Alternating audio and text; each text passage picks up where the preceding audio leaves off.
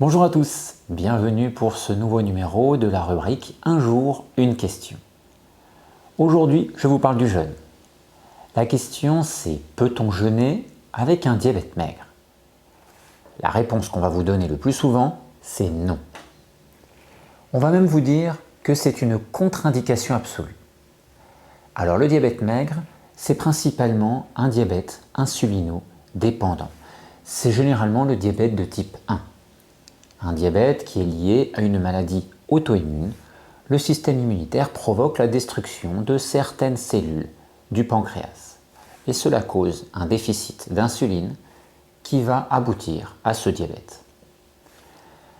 Alors le problème, est-ce que c'est le diabète ou est-ce que c'est l'état réel de l'organisme?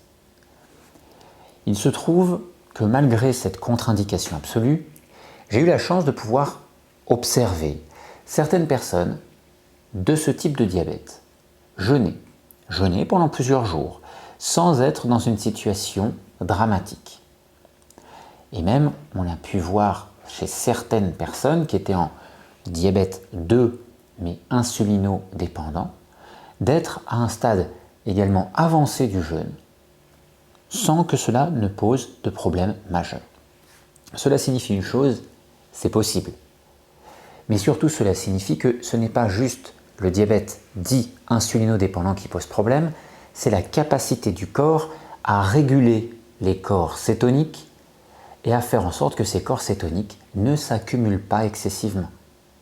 Et comme cela est souvent lié à l'insuline, on va dire d'une manière générale pour éviter tout risque que c'est une contre-indication de jeûner avec ce type de diabète.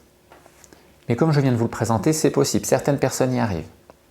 Ça veut donc dire que ce n'est pas cet état de diabète qui pose problème, mais donc la capacité du corps à gérer ces corps cétoniques.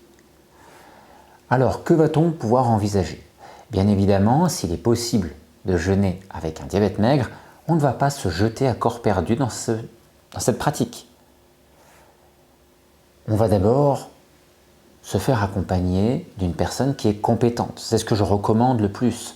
Parce qu'une personne qui connaît le jeûne, qui connaît les réactions du corps, pourra vous dire « Ouh là là, là on est dans une situation qui est problématique, on sort, on arrête, on évite de prendre des risques. » Et puis bien évidemment, si ça se passe bien, on pourra continuer.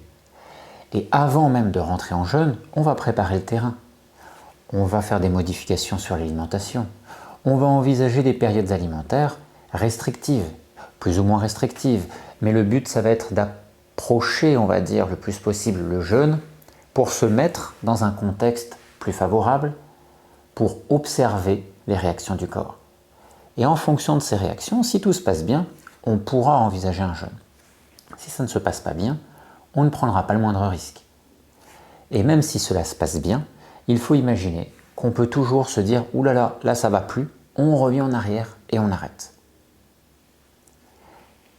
J'espère que ces conseils vous seront utiles pour éviter de prendre des risques inutiles justement.